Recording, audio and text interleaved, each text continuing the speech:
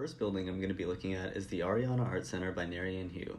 Given the brief of creating an art gallery, Neri and Hu decided to give their building a strong connection to the surrounding community. The result of this intention created a building heavily focused on using programmatic space as an instrument to frame the quality of public space. Even though it's technically an art gallery, when we look at the sketches by the architect, we can see that the building is more so intended as a performance space for public assembly than it is as an art gallery.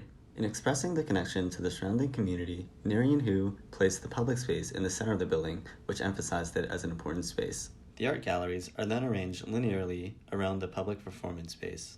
By composing it this way, a choreographed journey is created for the user whereby as they ascend through the galleries, they can look down on the performance space at every step of the way. Upon reaching the end of this journey, you're presented with a unique 360-degree view onto the performance space below, which again expresses it as an important space. Now looking in the backyard at the National Ballet School by KPMB, I'm only going to focus on the new campus addition to the structure. Again, given the brief of creating a performance space, KPMB decided to give their building a strong connection to the surrounding community. With a similar design intention, the National Ballet School expresses it a little bit differently. Rather than composing the public space first, the roles are now reversed, where the programmatic space is more important.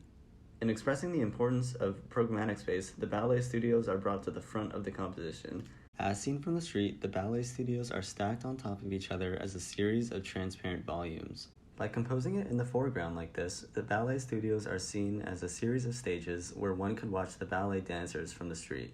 In addition to composing the ballet studios from the street, the background for the ballet studios are also meant to use the surrounding city as a backdrop for the performance on the inside.